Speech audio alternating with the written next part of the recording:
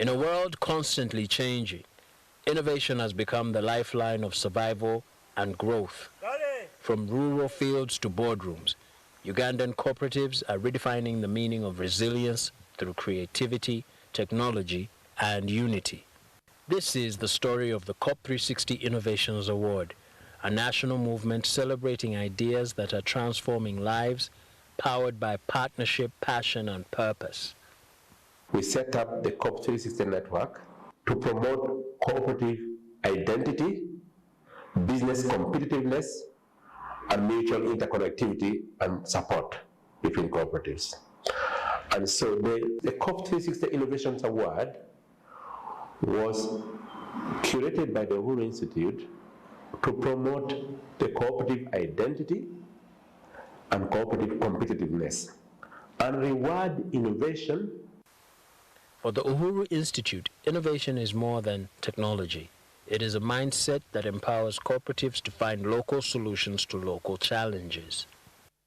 So, as you know, for every competition, there needs to be a scientific, process around it. Otherwise, then you're not able to evaluate the equity and the transparency that goes into an award of this caliber.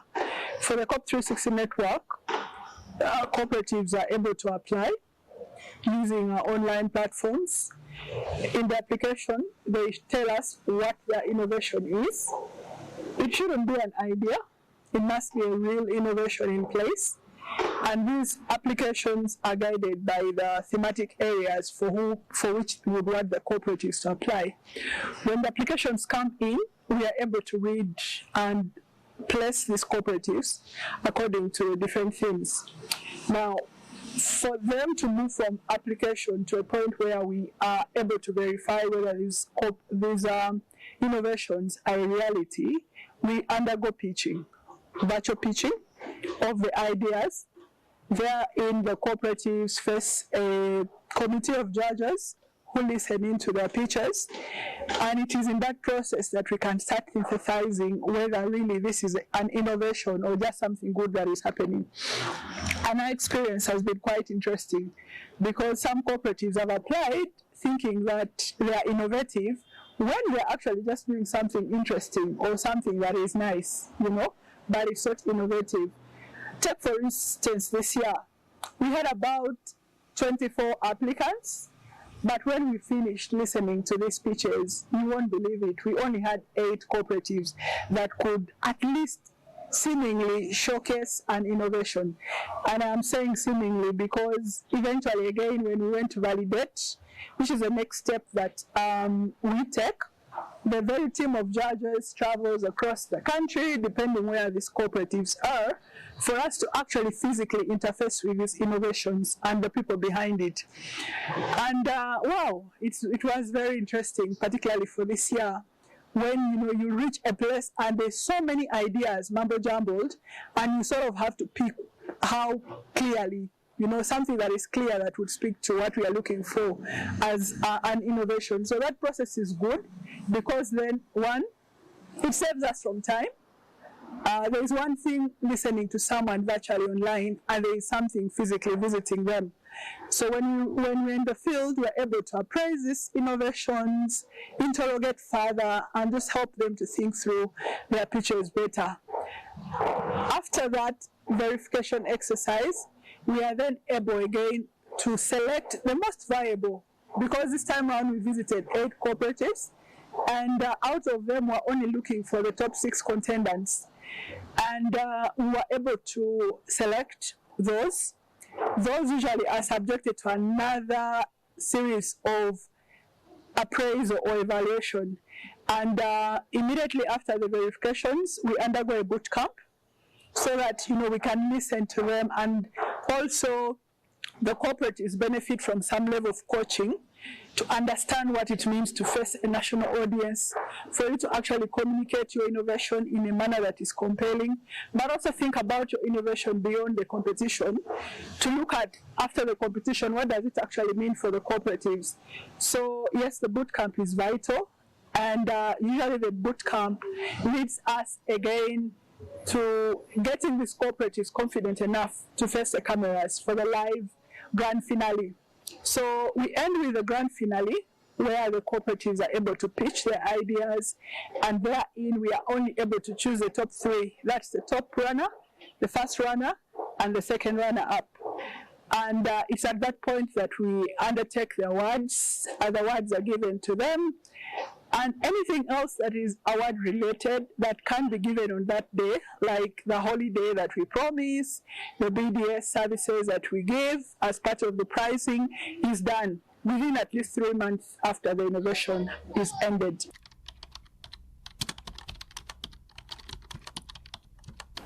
You won't be able to socially transform this economy without involvement of the bigger mass. And the bigger mass are the cooperatives, who are the first point of contact of financial services, whether through exchange of money, exchange of products, or exchange of goods and services. They are the first point. So I believe that as a central bank, this is very dear to us. Anything impacting the cooperatives will have a domino effect on the other services. So we need to support them.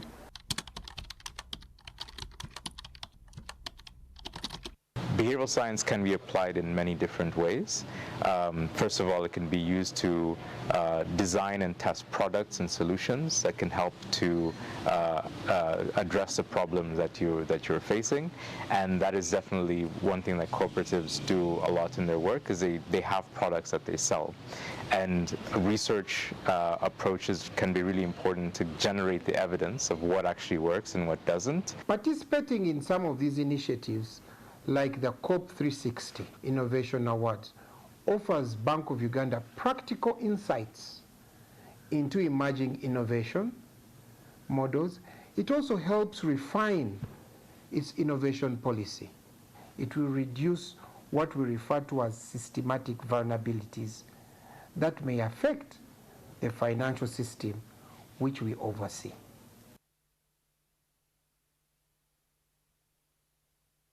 Together, these partners formed a powerful ecosystem, blending finance, research, media, and mentorship to make innovation real. Where we begin seeing people taking ideas not as a small thing, but using the scientific rigor, proving beyond doubt that we have solutions within, we can think outside the box. I think that's what we have been looking for a long time. Proving to us that these are not days to look for donors, these are not days to look out for imported solutions, but internally we can solve our problems. And for me, that was breathtaking, seeing local people using local resources, applying research. The team's mission was to verify, learn, and celebrate. From Entebbe to Lira, Shema to Kamuli, every visit revealed a new story of possibility. On the last day, two things took place at the Sheraton that struck me, and I said, wow, it was worth it. The participants who came from Quen, from Kapchora Mountains, the Mount Elgon, and the other ones who came from Gwindi, we formed Purchase Cooperatives Multipurpose Society. They got here and actually almost got stuck on the stage. It was the first time to go play at the Sheraton and such a well-organized, well-decorated stage in front of a high-profile audience. And when we finished, each of them got back to us and said, wow, this has been an experience which is changing me for the rest of my life. The second thing was how the audience gave the answer of who the winner was, just as the judges were about to announce and they say the winner is. That meant the solution that manager showed and how they explained it had convinced the entire house to shout their name even before the judges had shouted, and the judgment of the audience and that of the judges met. That meant the process had been transparent but also accurate enough not to create any controversy. That's when I said, wow, this is it.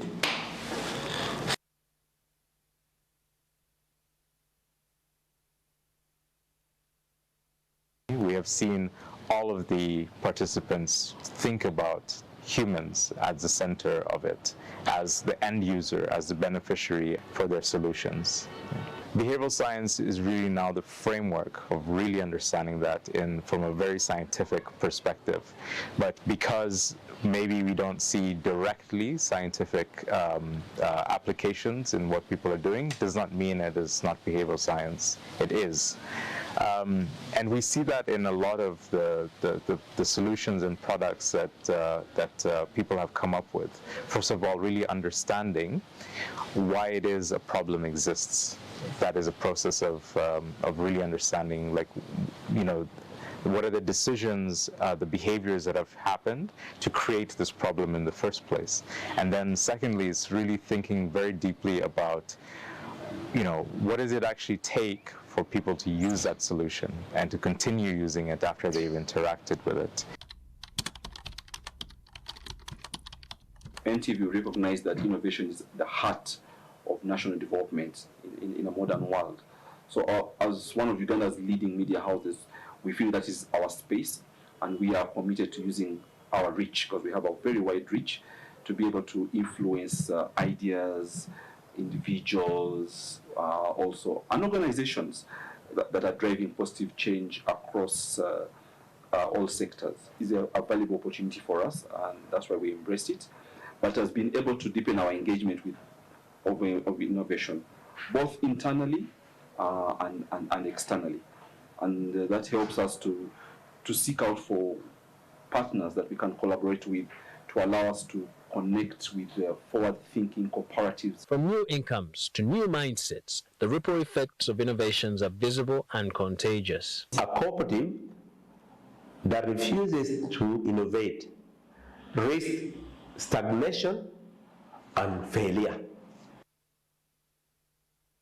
Yeah, for this 2025 edition of the awards, we were quite surprised that a cooperative, an Emyoga cooperative from Budaka, was able to participate. And unlike others who sent their applications using, you know, something that has been done on Word or PowerPoint, theirs was handwritten and the picture was taken. So for me, that was quite exciting, just to see the spirit of winning that was in this cooperative, you know, wherever they were.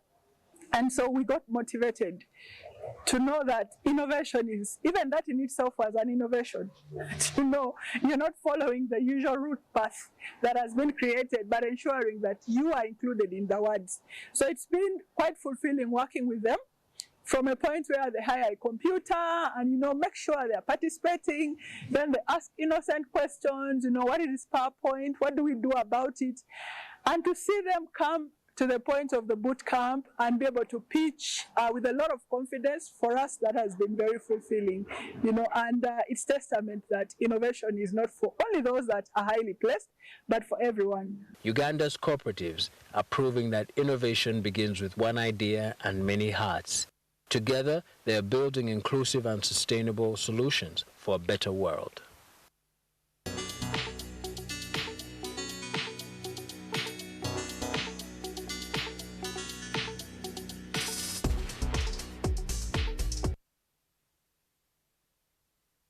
I want to request the judges to take their positions here at the front desk to allow us kick off this session. Okay, again, my name is Brian Jemba, and I'm glad that we are able to get to this stage today.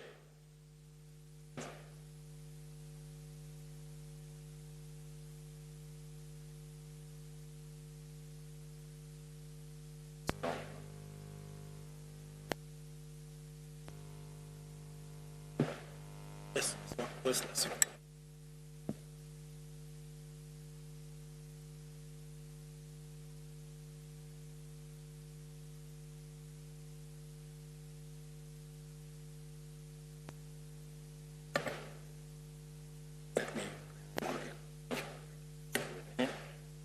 don't go away.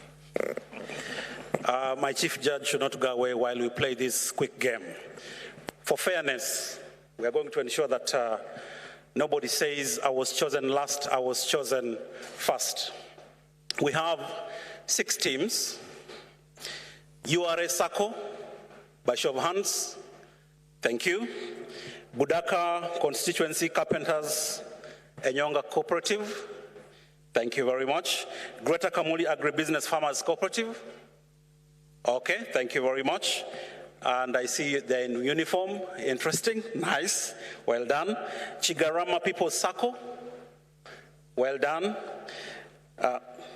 Gomi, just correct me, Gomi Multipurpose Cooperative. Is that correct? Gomi, perfect, thank you. And then we have Lira Garment Designers Cooperative. Well done. Now, I would like you to send a representative here from your teams. We're going to play a very small, quick raffle, and you're going to choose who is going to go first, who is going to go last.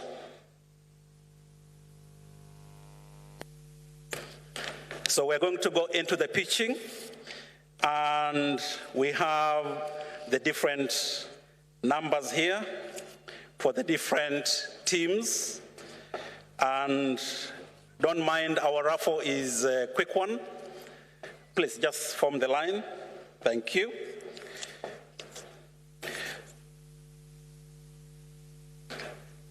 No, just and face the participants. Thank you. So this is a quick raffle to ensure that nobody says I was number one, I was the last one. So we just want to ensure there is fairness in all we do. So the number you choose represents the time you're going to present. So if you choose 1, that means you're going to go first. If you choose 6, that means you're going to go last. Is that fair? Sure. Okay, thank you very much. You may pick your raffle. Just pick one. Pick one and stay with it.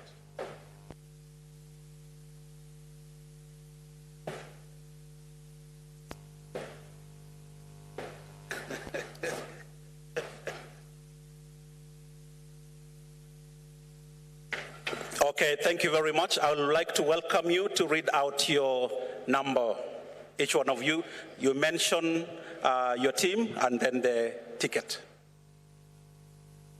Thank you. URA Staff SACCO, number 2. Thank you. Chigarama People's SACCO, number 6. Thank you so much. Lira Garment Designers Cooperative Society Limited, number 4. 4, noted. Gomi Multipurpose Cooperative Society Limited, number 3. Number 3. Thank you. Budaka Constituency Carpenters SACCO, number 5. Number 5. Thank you so much. Greater Kamuli, number 1. We lead. That is very interesting. So I think one of the cooperative's principles and values is what? Is democracy. So we've just played that here right now, and we proved it right. So what we're going to do, as our chief judge has already indicated, the Busara team is actually ready, going to be looking into what you're doing. I'm sure our team behind is also set with the presentation for the different cooperatives and SACCOs, and I'm sure you are ready to start rolling. Our timekeeper ready? Our timekeeper?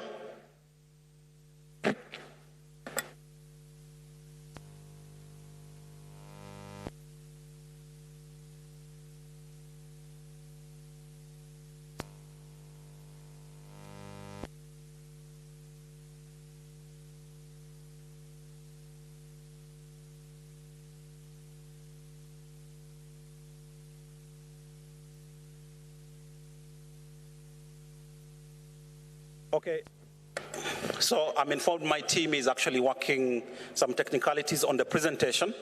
Hopefully we can have this as soon as possible. And I don't want anybody to miss anything, and I don't want a team to be disadvantaged. So as we're experiencing as the team is actually preparing, I would like to encourage all of us. I know we have reasons to why we've come here, but today is to celebrate the different cooperatives, those that are in the room and those ones that are not here, for the good job that they are doing in whatever places they are. I would like to welcome, okay, my team is okay, our Chief Judge requests to have a seat, please, Chief Judge. Thank you very much. Just bear with us a little bit. We are resolving it.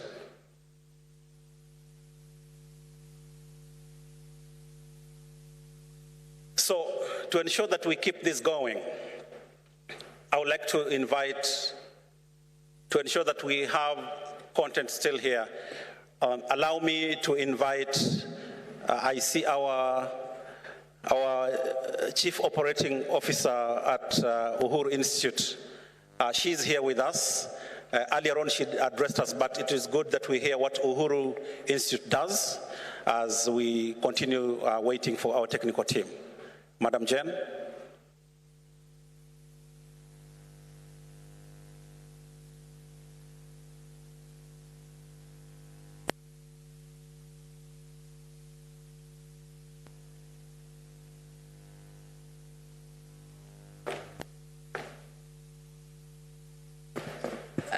I think this is just too much love, because I was here already, isn't it? And I hope you don't get tired of seeing me. We're excited that you're here and that we'll be discussing how cooperatives are shaping the future of this country, particularly the innovations that you have created to drive Uganda and Africa's economy. Because of time limitations, I won't go to the detail of everything that Uhuru does, but we are at the center of driving cooperative development. Firstly, we understand that mindset is very critical for cooperatives, and for that reason, we've invested in training and business development support, all that because without knowledge, we will have people stuck in places that will not take us far. Secondly, we are also running ICT, digital platforms, one of them being CoProfiler, which is in the market. And I want to make you jealous that the South Africans have started using CoProfiler more than you. So please get on board and use CoProfiler. The third thing that we do at Uhuru is research and development. And in the last 3 days that we've been here, there's been conversation that the reason why African economies are not industrializing, they're not innovating enough, is because we are not investing in research and development. So research is very critical in the work that we do at the Uhuru Institute. And fourthly, we also support with media. I'm sure you've heard of the Cooperator magazine.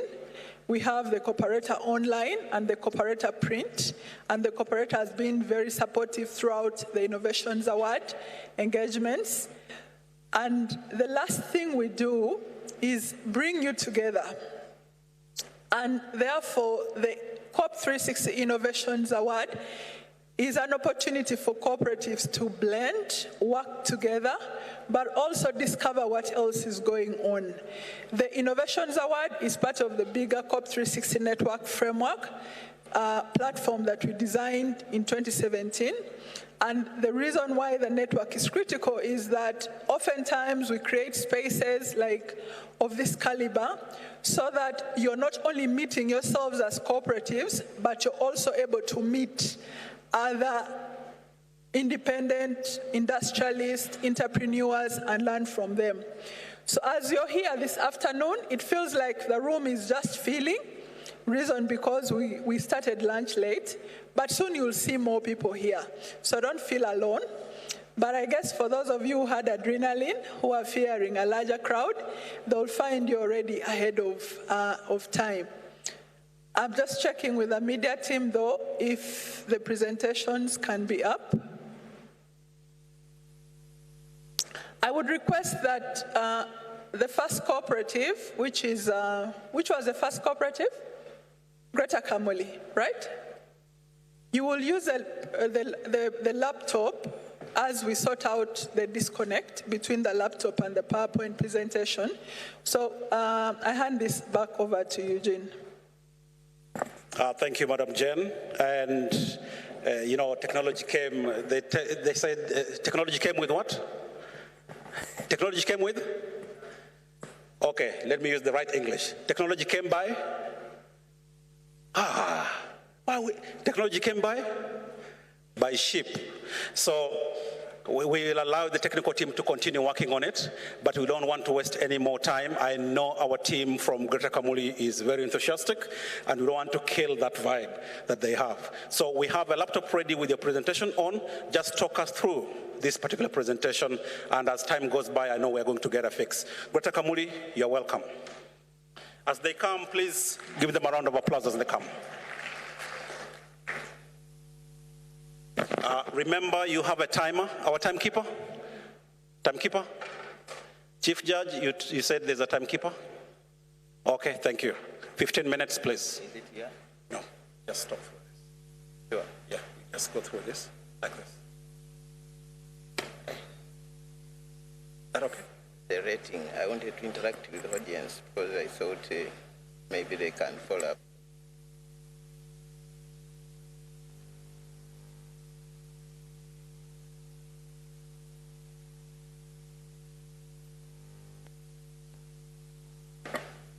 Thank you very much.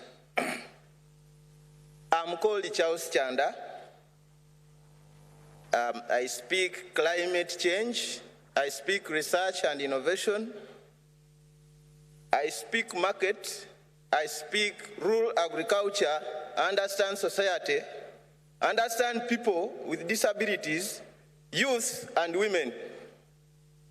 I'm delighted to be here, and it is an honor that our dear investors, they are all available today. Greetings from Kaliro, Kamuli, and Buyende. Greater Kamuli Agribusiness Farmers Cooperative Society started in 2023 with 44 farmers, 28 women and 16 male. We are now 3,614 members, of which 2,530 are female. 1,084 are male. These people, all these members, are across Kamuli, Kaliro, and Biende. We are registered by ministry under registration number 12365/RSC. We are expanding agribusiness to the heights. Myself, whenever I'm discussing outside there, I speak market. I speak market in China. I speak market in South Korea. I speak market in supermarkets of Jinja City, Walmart, for those consumers who are conscious with the food. But what I realized in Africa and in Uganda in particular, where I've stayed for long in rural agriculture, we don't know how to produce safe food, and we are risking the population. I found out that perhaps the complications we are having, intestinal obstructions, abortions, talk about ulcers, it is a complicity of lacking knowledge and skill set of how to produce food. Because the food we are producing here, they are not eating it in external markets. For example, China, South Korea, and Europe countries. So when we got a contract in 2024, we got a contract of supplying 30 metric tons and 100 metric tons monthly to these markets, which I speak about in the corridors. We realized that on our first batch, 70% of our produce was rejected. Reason was pesticide residue, which really came to my mind that maybe the inputs we are using, according to the research that we made, they are having excess carbofuran levels. So due to poor management of agronomic practices, we couldn't sustain this market. We lost 80% of the investment, that is close to 75 million. We lost market trust, where I decided we have a team that can supply that market. What did we resort to after finding a problem? The problem exactly was agronomic climate change challenges in production, where we had no skill sets. We had no skill sets. Our members had no skill sets. And what happened? The grade of production was not realistic according to expectations on international market. But alongside, we realized in our village there are so many youth, not in employment, not in education, not in training. They are just there idle. We wanted to integrate this system by making sure we absorb these youth to join this program, to learn and become climate champions, to know how to produce food for quality markets that even predetermines the price before you start seeding or you start farming. Our solution was climate smart youth block farming program. We started in 55 acres in Kadiro district, 60 acres in Kamuli districts, and 40 acres in Buyende districts. These are blocks that are owned by cooperative, and in the boardroom, we had to sit down and make sure we get a strategy of how to reclaim our trust in the markets that were existing.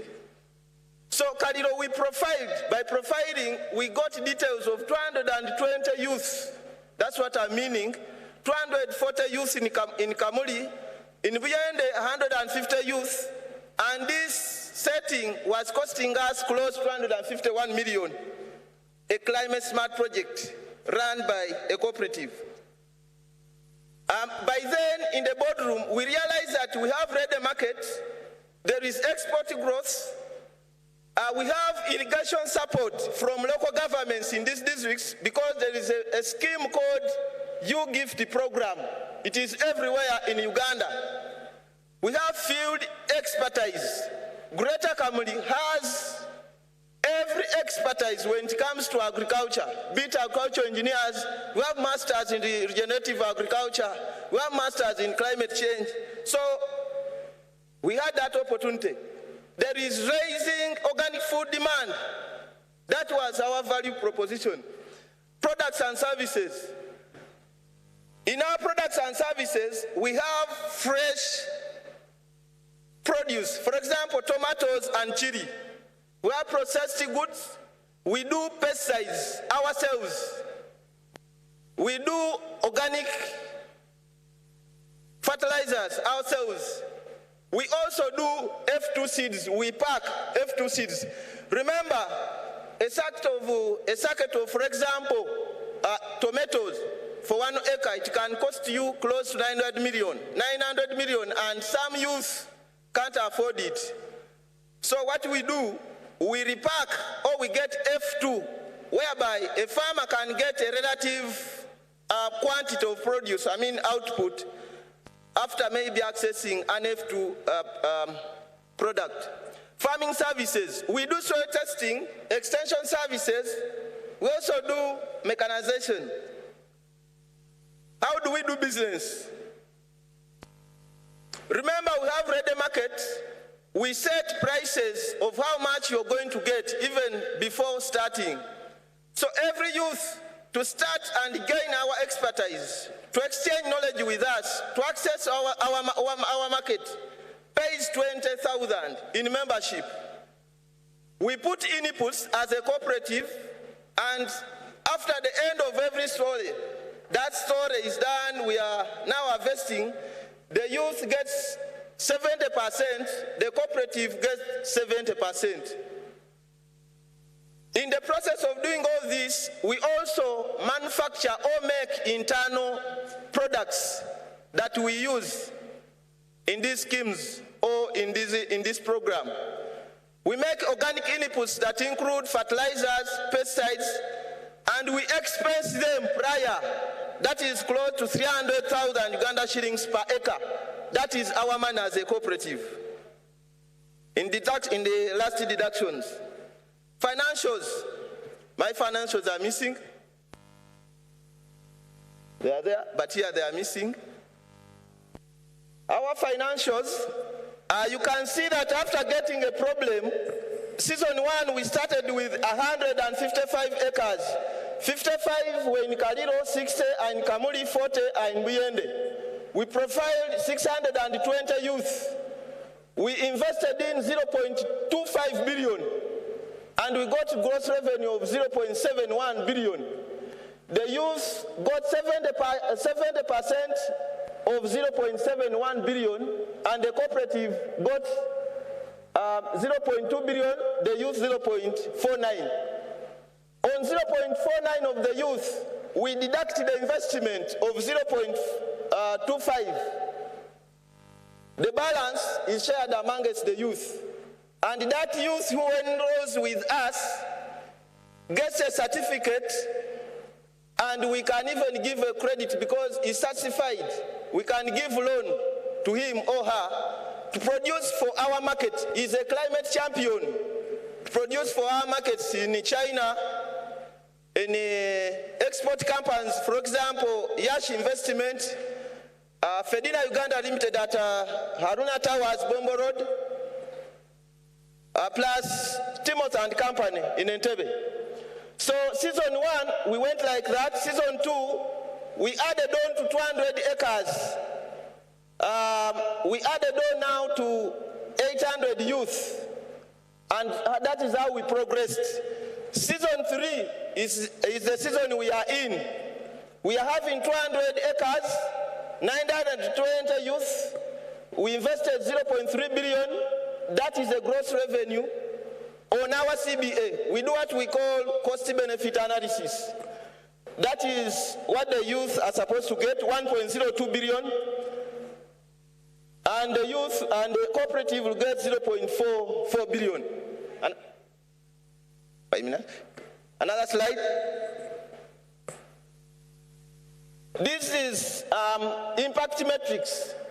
I've said we have 155 acreage, 620 youth. Tomato, season 1 will produce 907.2 metric tons. Chili 200.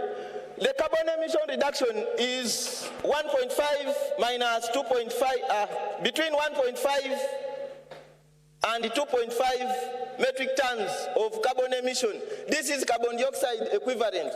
To measure this, we use United Nations Framework Convention on Climate Change Guidelines. Another slide. Competitor advantage. We have commercial farms, middlemen, informed projects. Our products are scanned by this QR code. If you scan that QR code with your very own smartphone, that scanner, you can get the originality of our products. And it can give you even details of what is really in stock, what is happening behind dockets. Another slide. Key patterns, we have Yash Investment Uganda Limited Entebbe, Fedina Uganda, Haruna Towers, Bombo Road, Tom and Company, Ruzila Portibel, Yash and Brothers, Uganda Limited Entebbe. We have Ginger and Imbale, City, Walmart supermarkets, local governments under UGIFT program, Kaliro, Kamuli, Buyende, local district governments. We have landlords in various areas, Kagumbe Sub-County, Buyen Town Council, and Kaliro Town Council. Scroll. Experts, I'm the project lead. I'm an expert. I can talk soil and water irrigation for over 2 weeks when we are still here. I have a lot to talk. He's a project lead. He's called Masaba Ivan. He did regenerative agriculture from Hungary. Regenerative means using biodiversity or ecosystem production of food. Acha Rebecca is a leader in agricultural extension. We can continue. When we get this money, Kamuli will get 8 million, Kaliro will get 6 million, Buyende will get 6 million.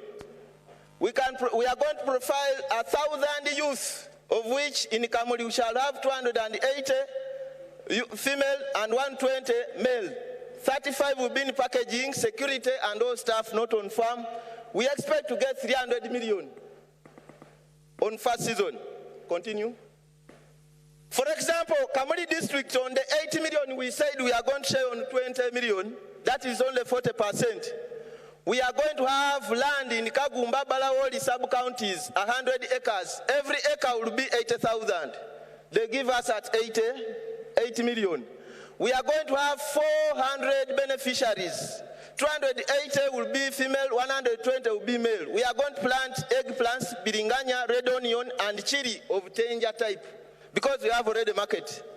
We are going to do mulching, irrigation, compost, organic pesticide, and fertilizer making, training youth. We are going to yield 300 millions, of which cooperative will get 90 million, youth will get 210. Individual youth is going to get 520, 500,000 and 25,000. This money is at individual level. And after the whole story, the youth can get a certificate to supply on our markets. They will become climate champion. And after this money, this process will continue. These people, that money, the 20,000 contributed by this scheme, will be given out per year to 1,000 youth per year, to 1,000 youth. This 20 million we are asking. Thank you very much today. I'll remain Charles Chanda.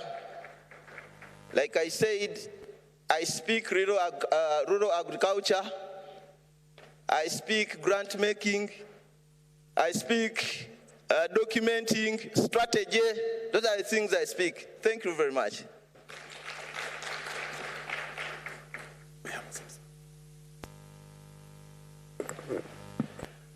A round of applause for our wonderful team, Greater Kamuli Cooperative. You may have a seat, sir. Thank you very much. Uganda is, the average age of a Ugandan is actually 16 years old, according to UBOS. And 800,000 of these young fellas actually are rolled out into the society every time. Now, why am I saying this? Cooperative is a solution to actually support some of these initiatives, because 800,000 youth being rolled out into the society each and every year, that's a big number. So this work that we're doing here today about cooperatives is a very good and important job. I would like now to invite our second team to come through.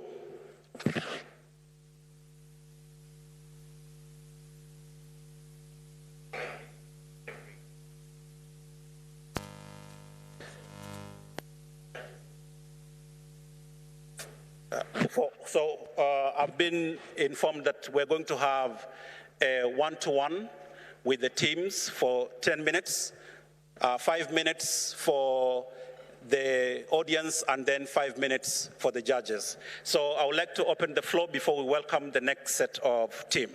Please, we have one microphone, which we shall pass across. It's not, okay, thank you. Thank you very much, Team Kamuli, for the presentation. We will try to be fast and try to answer the questions directly. I want to understand what is the innovation, and then I want to understand what's driving the innovation.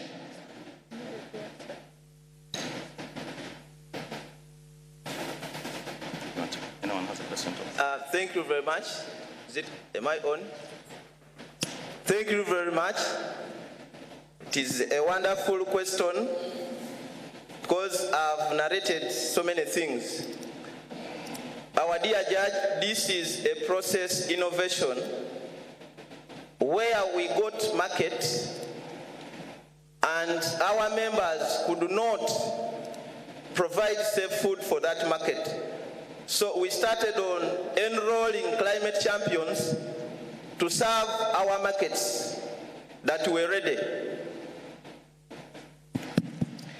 Thank you very much, Charles. We also wanted to hear the impact of your intervention to the community in light of the fact that a lot of what you've described is not just for your membership, but for the community in Busoga and I guess Uganda. Similarly, it is a very wonderful question because I narrated after failing to sustain this market, we enrolled with 620 youth because alongside failing, making sure we provide safe food that is consumable on external market, because in Uganda we eat everything. That's why I was warning Ugandans and Africa at large. We provide 620 youth in 3 districts, of which the priority was being given to Mowade, women, and people with disabilities. Yeah. It's okay, we are done. Thank you very much. Give it up for Greta Kamuli.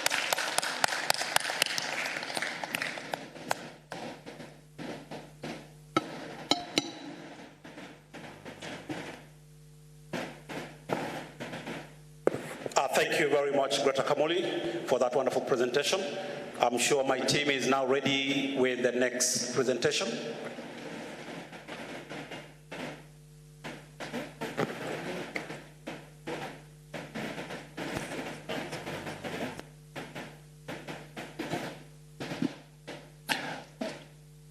Mr. MC, I'm going to also request, let all the 3 members of the cooperative come, the 2 will remain seated, so that in case they want to support on the questions we are asking, they can support them, the whoever is doing that. That is well noted. So all the members of the team, you come and the chief presenter remains here, the other remains seated.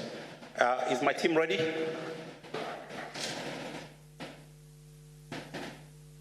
Okay, as the team prepares to showcase the next presentation, allow me to welcome our next team, that is the URA. URA, please, you are welcome to showcase your innovation, your cooperative, your SACCO innovation, please. Let's give them a round of applause as they come through.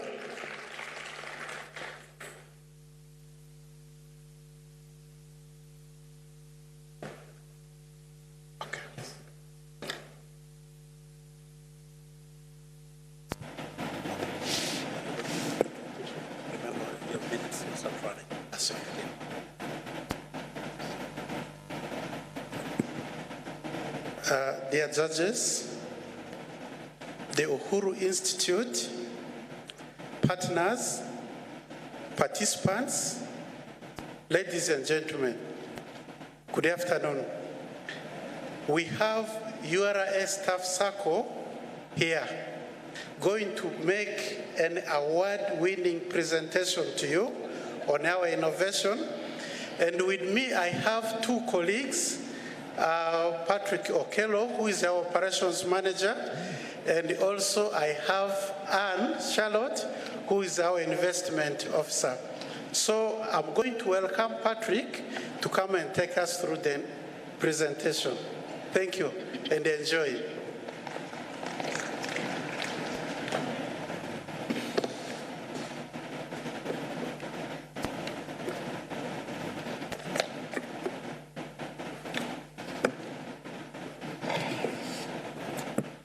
Yes, our dear judges present, the investors around, all protocol observed, good afternoon.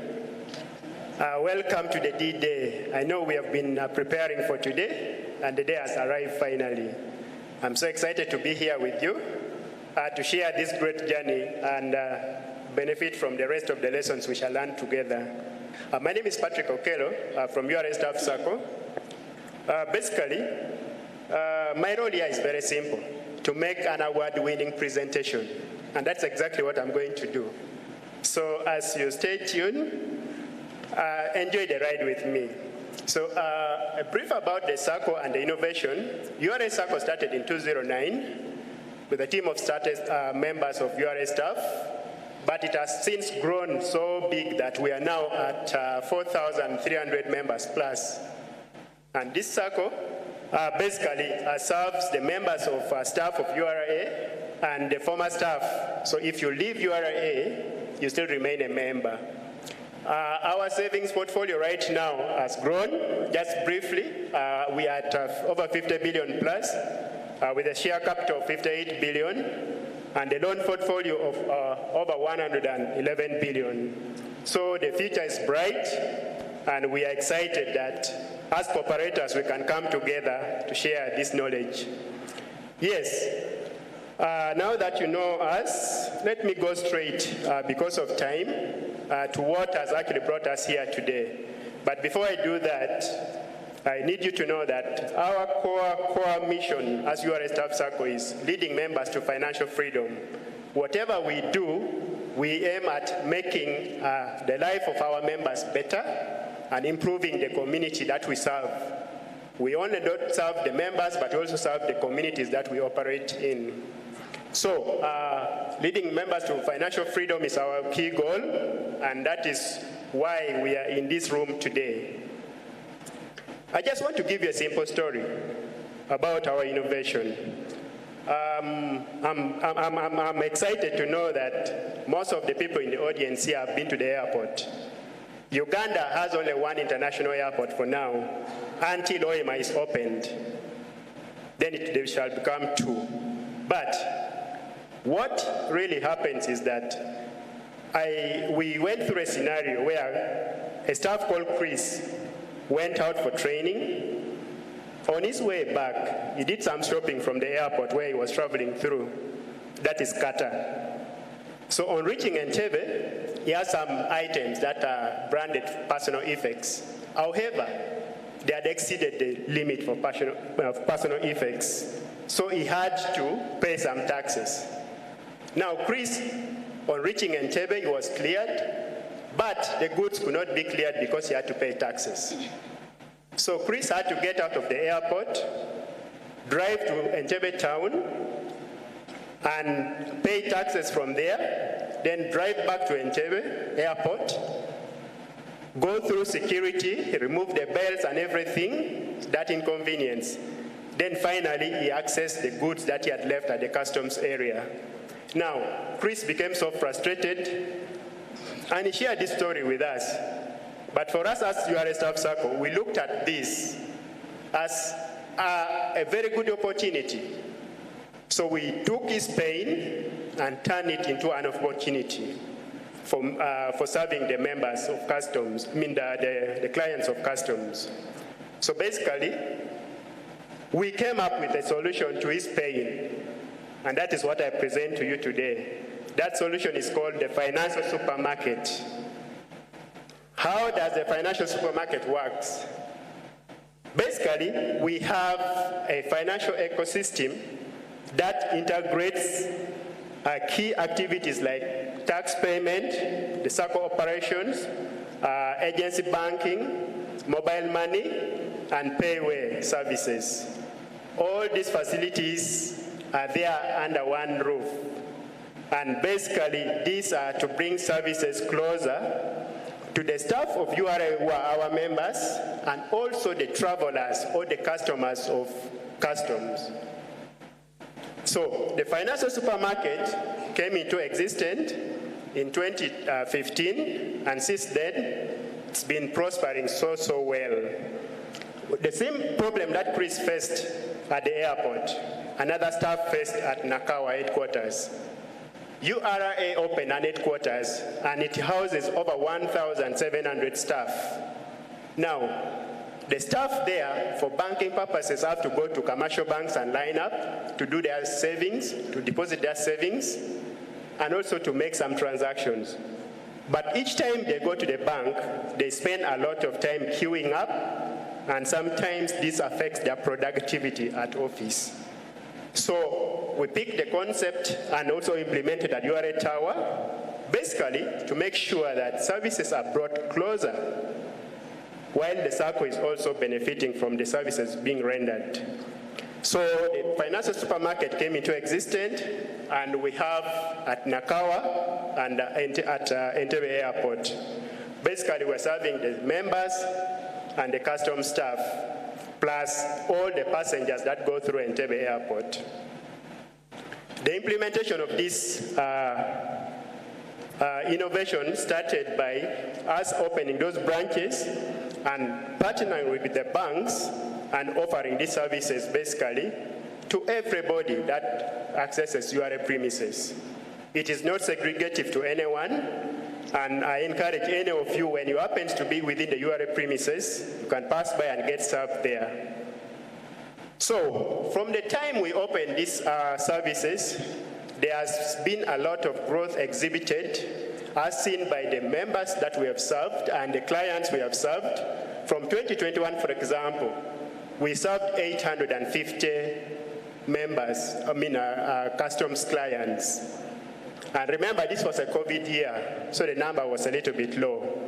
Now, dating back to 2024, the number has grown to 3,900, meaning this business actually is growing from strength to strength every day.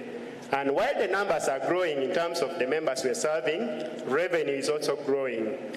This means that the financial supermarket actually exhibits a very positive revenue trajectory. It is a growing concern for the accountants. They know what that means. So the revenue from 2021 was at 11 million, and it has since grown to over 48 million. Now, looking ahead, we know this business is going to strive, and we are going to maximize our energy on it to make it a very successful business. So when you look at our financial projection, the snapshot, we intend to have these figures grow from strength to strength, and over the 4 years, basically, the issues will be on the cost minimization and profit maximization. So, with that being said, the cost margin will have to reduce from 71% to 16%, and the return on investment, we anticipate that this will double or triple going forward. Yes, that is basically our projection. And then now when you look at the figures themselves for the next 4 years, from 2025 to 2028, we anticipate to generate gross revenue of 58 billion, and with the highest being 108 billion in 2028. These figures are basically analyzed from the previous performance, and we made the projection knowing that it forms part of our target, which we are going to cascade to every staff that runs this business. So when that is done, we believe we shall be able to expand and grow further to other parts of the country, not only relying within Kampala or Entebbe, but we intend to go to all other one-stop border points that URA has offices. So when you look at the growth and scalability, we intend to open 2 offices next year, and then the other year we open 2 more offices, and with that we shall have to cover all the border points that URA has offices. We shall also focus on mobile-first integration, enhancing mobile integration so that people can enhance digital transactions. Uganda is growing so fast that people need to move away from paper transactions to digital transactions. Then we shall also have a decentralized financial ecosystem, and of course the partnership that we have with the commercial banks. We shall have to strengthen that so that we all benefit from the partnership.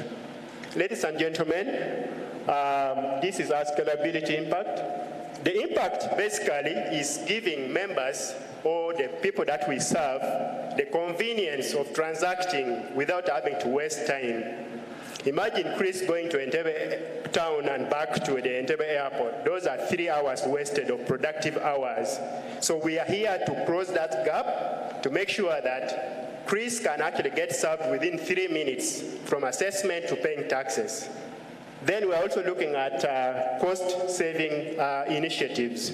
We have to reduce on cost of expenses to below 5%, such that this innovation becomes more profitable. Then we have business growth at about 20%. Our reinvestment policy is that we reinvest 20% of the profit made in a year. For example, I talked of making 48 million. we are going to reinvest this money back, 20% of it into the financial supermarket, whereas the other part of the money goes to the business of the circle, the daily business. So, colleagues, due to time, I want to proceed next to the next slide. So, here, like you introduced me, we are here to win the award. We are not just here to participate. And if that happens, this is how we are going to use the money. We believe that we shall recapitalize by using 10 million to buy machines for the expansion that we are going to have at other border points. Then we shall also have to put 5 million in security. We shall buy cameras because of the safety of the people that operate these machines and the sensitivity of the money they carry. We have to invest in security. Then also, we have to invest 5 million in training the personnel that is operating the machines. Ladies and gentlemen, URSAP is very gender sensitive. These are the team, the Innovation Award team. We have Robert Bakole, Patrick Okello, then Joanita and Charlotte, 2 ladies and 2 gentlemen. I want to thank you so much for listening to me. God bless you.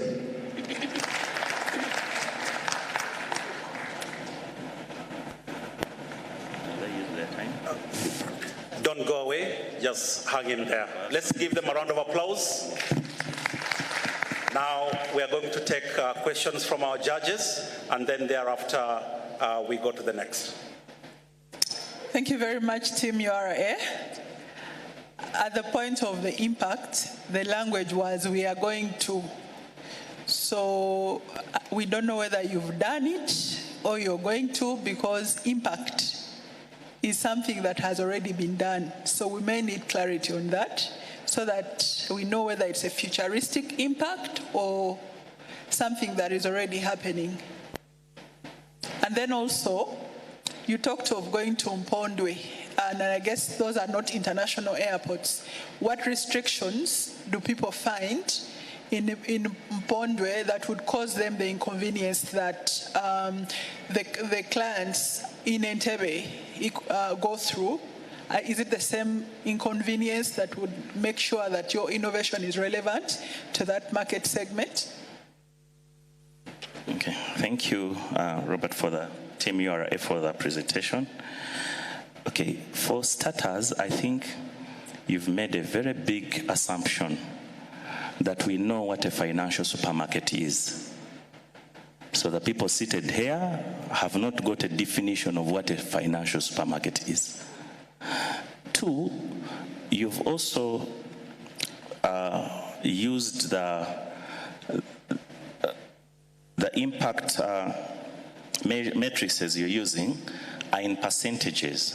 When you say that the cost saving is 5%, of what? From what to what?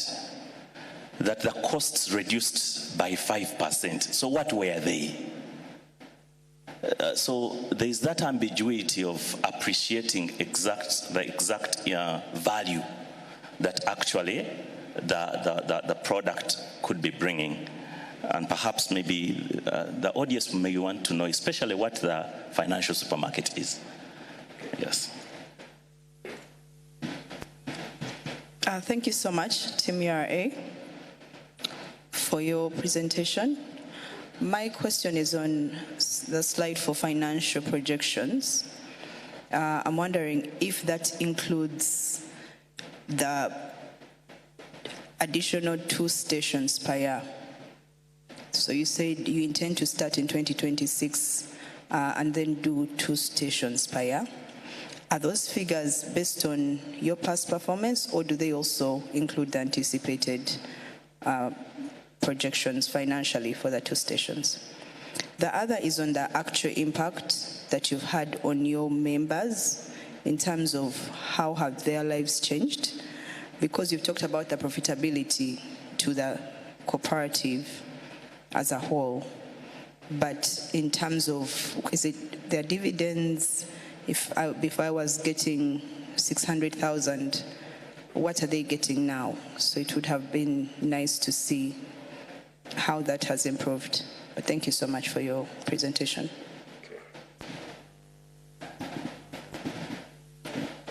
Yeah, thank you very much, Team URA. When you talk about a supermarket, quickly, I imagine myself walking into this beautiful and large supermarket with various products. So the question is, what else do you offer other than the conveniency of people being able to pay their taxes on arrival at the airport? What else do we have in this financial supermarket? Thank you so much, judges. Thank you so much, judges. We're going to be brief. I've been reminded that we have only 5 minutes to answer all the questions. Team, please use the time profitably.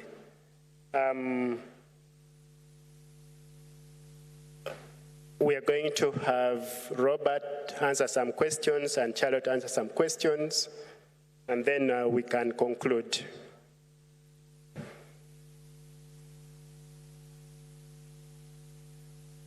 Okay.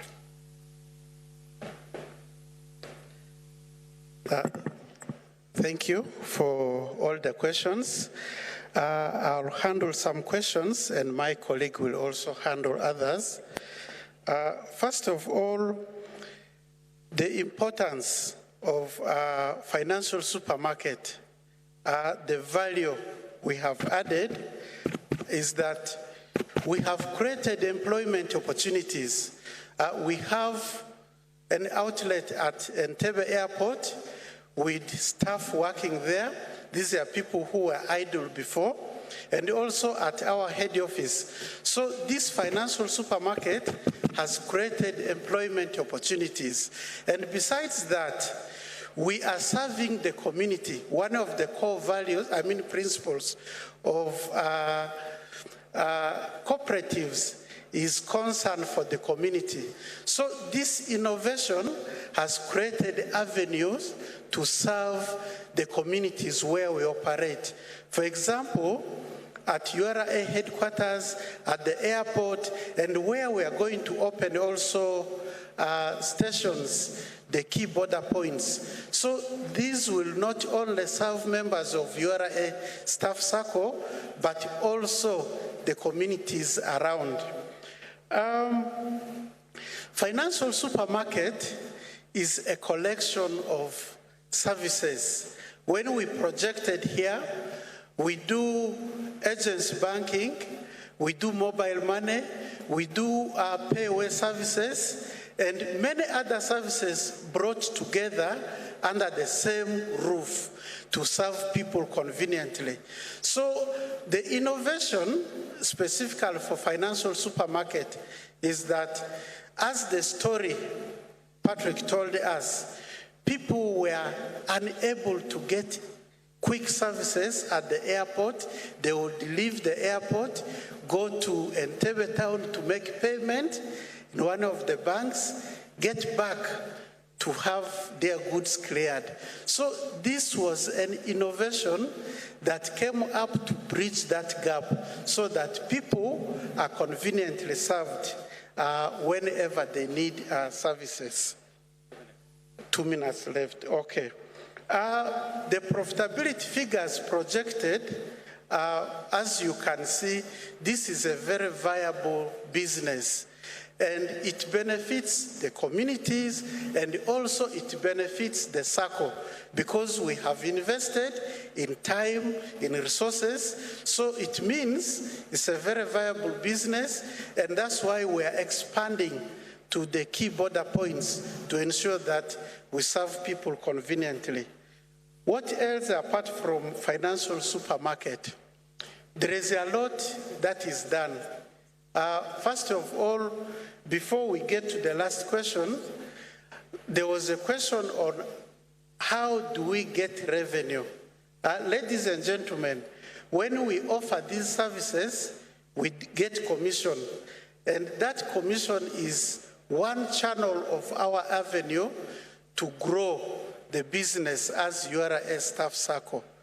So I want to believe I've touched all the questions or responded to all the questions.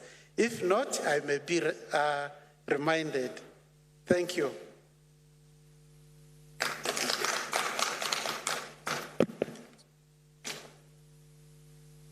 Thank you.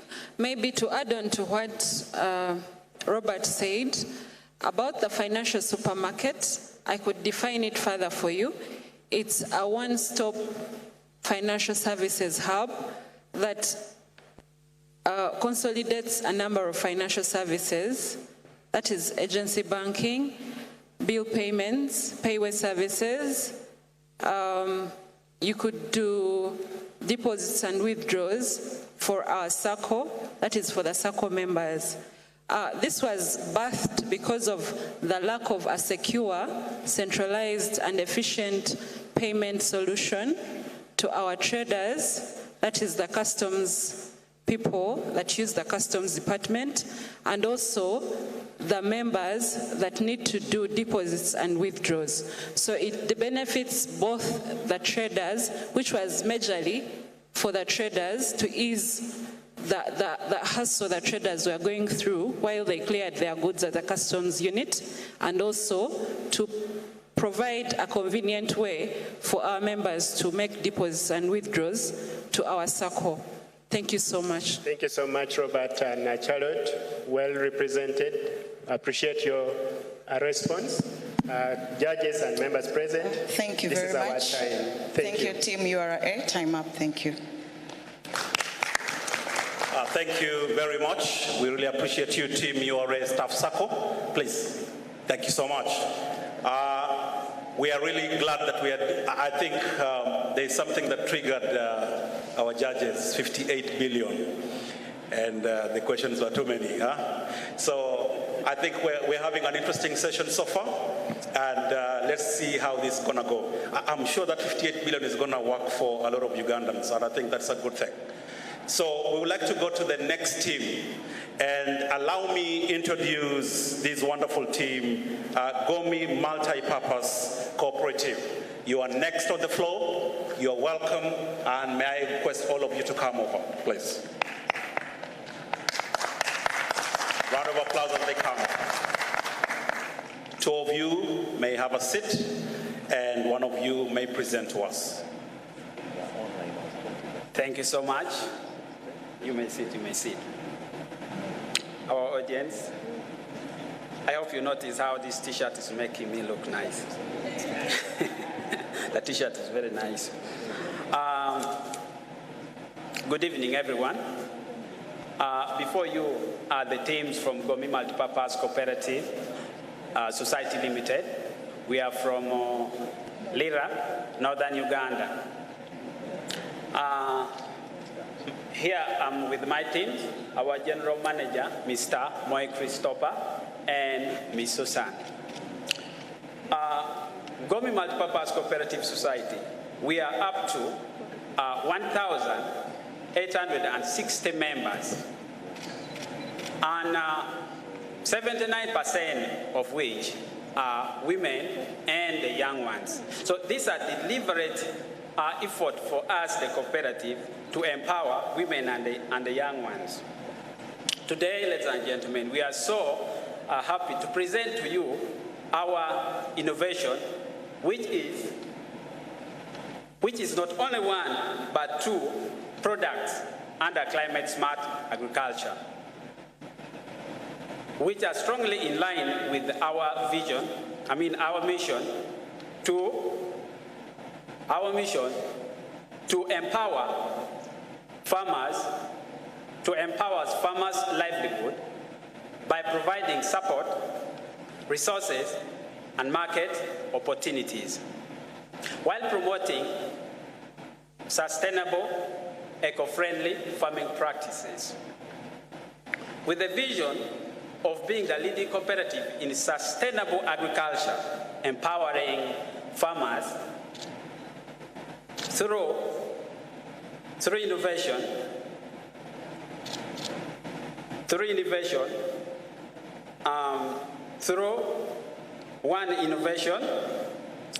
and then quality products and market access. 3 years ago, over 6,700 tons of our cumulative maize grain were blocked from accessing better markets from Kenya. Yes. And this set us down by over 79%. This set us down by over 75% losses. That year was a total bad day for us. Later on, our product, after it has been rejected because it contained a lot of organophosphate, heavy metal like lead, as a result of using chemical fertilizer and pesticide, we came back and sold our product at a serious loss. Next slide, please. Now, this therefore, there's a saying that every bad thing happens for a reason. This therefore triggers us to come out with a solution to change the narrative of these problems. Because as our mission to create the market, this made us to come out with a solution to battle this. Ladies and gentlemen, I present to you our organic locally made pesticide and fertilizer. The gomicide, please show it to us. The gomicide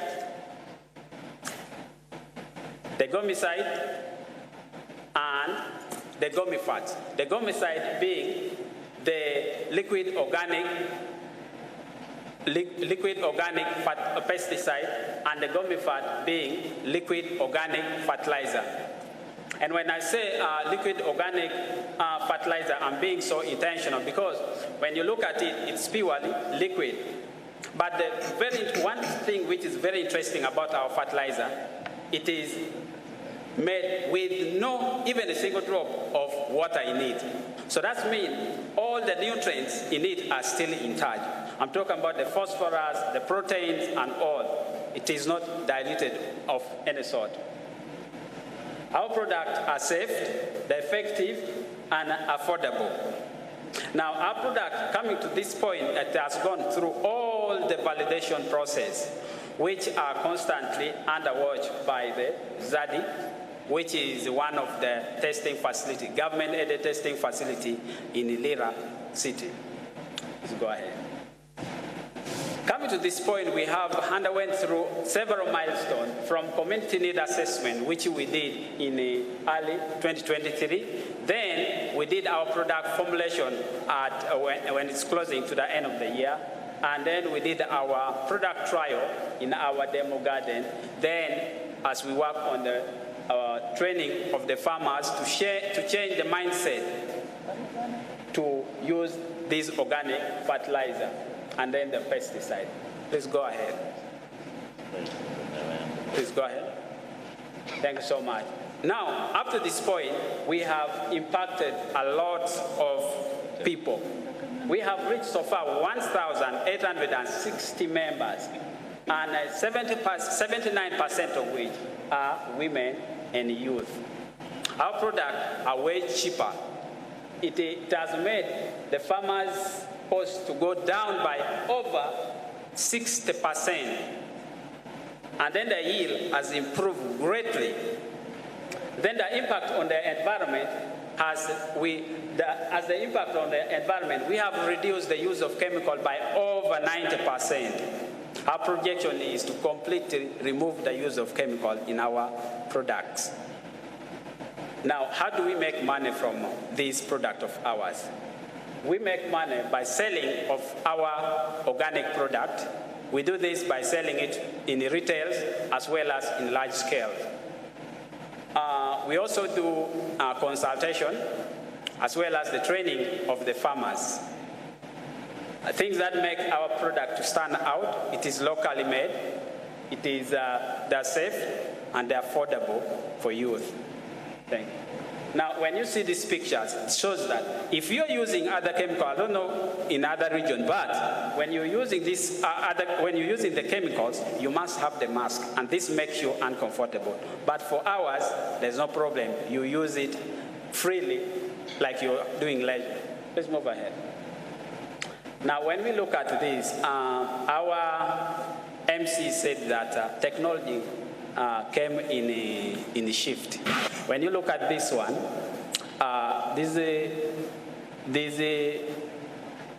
what you're seeing here, there's a mistake there. So our product, the fertilizer, our product, the fertilizer, in making 1 liter like this, please. Yes, 1 liter like this, it costs us 1,500 to make 1 liter. But then when we are selling it, we sell at 8,000. So that is a margin of over 81.25%. So we make 6,500 per liter. Now when it comes to our pesticide, it costs us, to make 1 liter, it costs us 825 shillings. And we sell them at 8,000. And that is a margin of 89.12%. When you look at the graph, you can see that our expenses are high. They are high. This is because as the way we are as a cooperative, we don't have the demo garden at the moment. So we are renting, and plus other facilities like the containers that we are using, we are renting. But the profits, they are increasing as well as the expenses. But when you take a look at it, you see that our profits, our revenue, it doubles each and 2 years. Thank you. Move to the next page. Yes, so this is our gross plan. And as we project ourselves in 2-3 years to come. So far, last year, we've been working with the 3 districts. That is Lira, Kole, and Leptong. And the job we created just last year alone, it is 25 jobs. And we sold over 20,000 liters of fertilizer and pesticide. Now this year, we are working with 6 districts. And we have created 60 jobs, and we have produced 35,000 liters of our product. And next year, we are looking at working with the 10 districts. Yes, thank you. Now, for the past 1 year, we have used over 21.5 million in our research work, in raw material, labor, branding, and marketing. There's one thing that is missing there, that is renting of the demo garden, which is costing us so much. And that's why we come to the breakdown of the proposed award. You see, this award will do us so much good. It will take out a lot of burden from us, from buying the demo gardens, which we so much need, and certification and registration of our project, of our product, and the training of the farmers, as well as transport and purchasing of the containers, which as per now, we are just renting. Please go ahead. Now here we have the teams, the innovation teams. We have me, or Team Jasper, and I'm the project lead, and then our general manager, together with the team Brenda, and our senior agronomist. Down here are our partners, the Zadi, Lira District, and yeah, that is it. Thank you so much. Let's have our manager to say 1 or 2 things. Allow me to continue. We have not yet done. We are not yet done. We have some minutes, so we need to summarize. You might ask yourself, why Gomicide and Gomifat? At Gomi, we are talking about the tangible product, what you are seeing and what you can use effectively as now. We are not talking about anything of the software or something like that. Now, can you ask yourself, do you know the impact of the chemical on the food we consume every day? Check on the tomatoes these people are selling in the market. When you look at our tomatoes in the field, you can pick directly from the field and you eat it, even minus washing. Because of the effect, we are not using any chemical on our products. And this has improved on the productivity of the crops, therefore that's money. Secondly, the health, our health it has improved. We are trying to eliminate the use of chemicals in any of agri-produce, being it the maize or any, it is multi-purpose and it is non-burning. Talk about the effect of the chemical currently we're using on our soil. We have the earth pans, which is bad. It is deteriorating the fertility of our soil. Check about the pollination agents, the bees. You rarely find, when you open the other slide with the maize, the bees were everywhere. But go to other gardens, people are using chemicals, which is actually affecting the pollinating agents.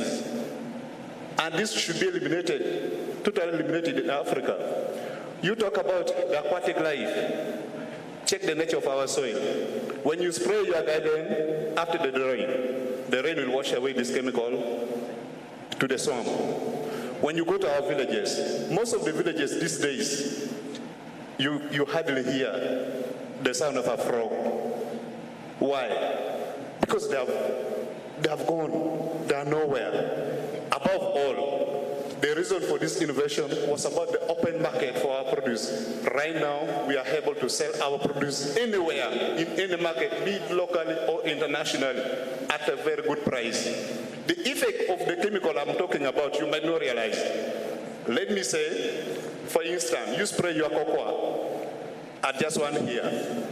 You test that cocoa seeds after 10 years.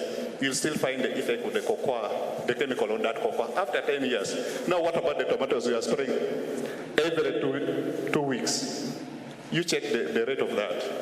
Now I'm calling upon everyone, let us embrace the use of organic pesticide and organic fertilizers. As for that, I'm calling upon the investors and other government agencies that come and support Gomi Cooperative. Right now, we are still doing it at a very, very low level, and we are using the locally available materials. We can even just move outside this garden, this house, and we make our fertilizer, and we make our chemical. Now, if this is industrialized, we make it like in a large-scale production, and we sell it cheaply to the people. Check the impact on us and to the community. I beg to submit because of time. Gomi, we are there to go on making improvement. Thank you.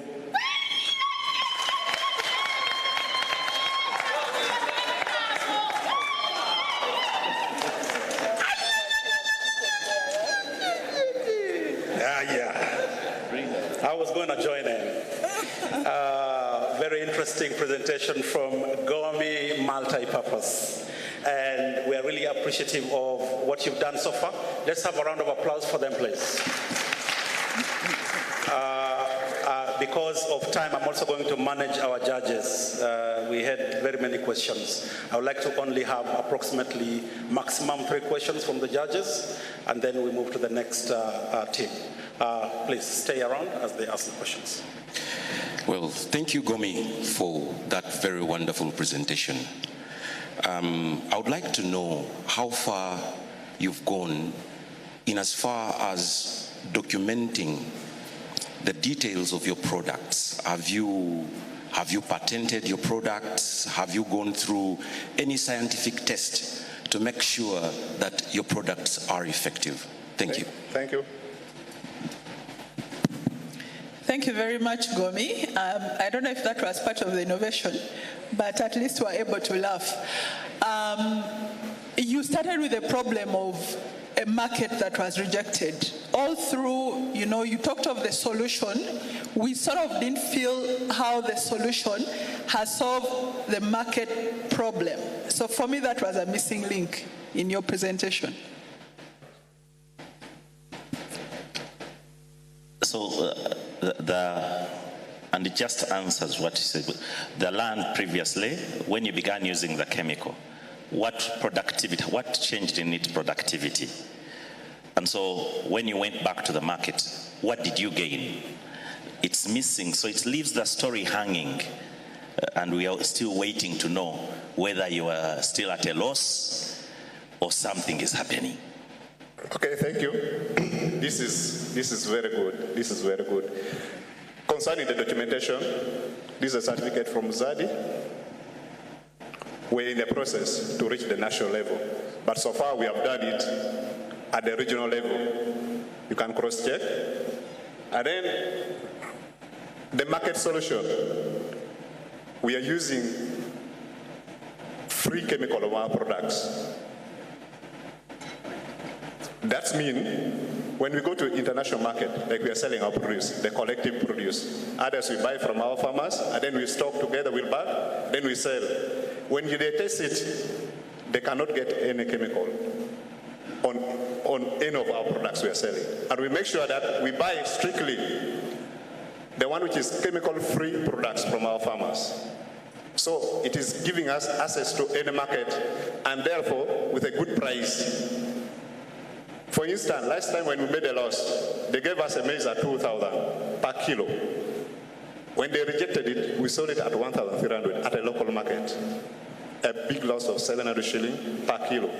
Multiply that times 60 tons, 67 tons. That was a huge, huge, huge gap.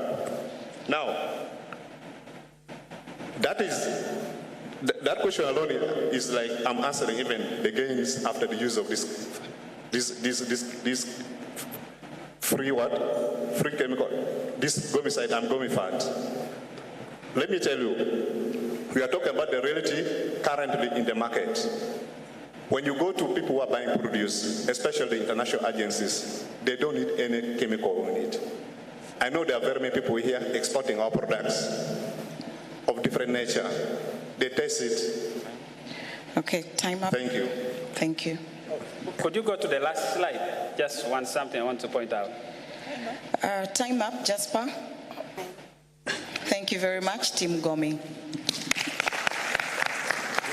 Time is part of the test for this, so please take note, teams. We have 3 teams remaining for this session. Please, let's give them a round of applause as they settle in. And I saw they came ready. They came to showcase all their product that they have.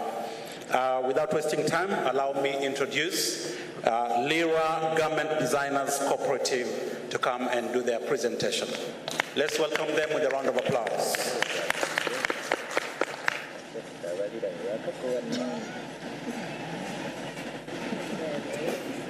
Main presenter here, the rest we can settle on the chairs, please.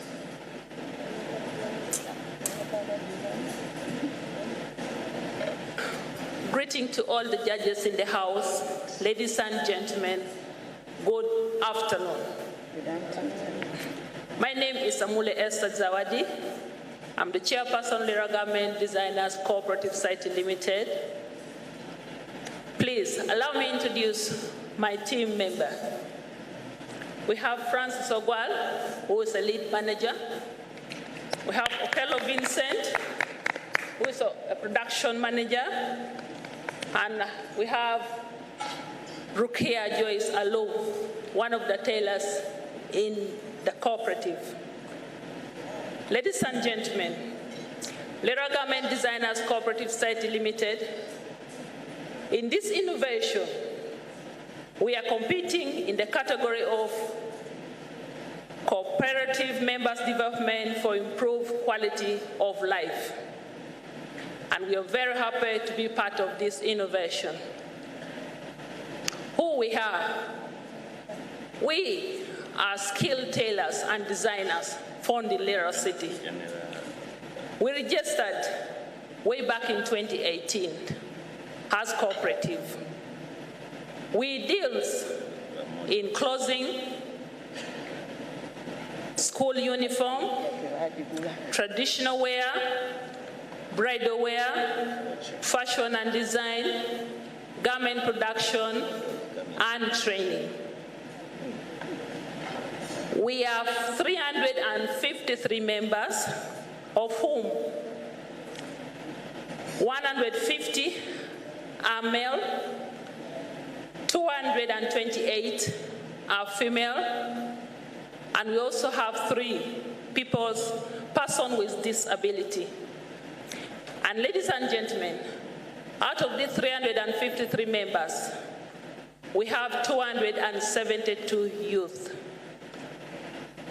Ladies and gentlemen, our vision is to be a leading hub for creative, high quality, and sustainable garment production that empowers local designers, transform the fashion industry in northern Uganda. How we are going to achieve that is to unite garment designers through cooperative principle, providing access to training, sharing resources, markets, and financial opportunity that promote innovation, self-reliance, and inclusive economic growth. Ladies and gentlemen, this is a teamwork. Allow me to call my colleague, Francis Ogwal, to come and take over.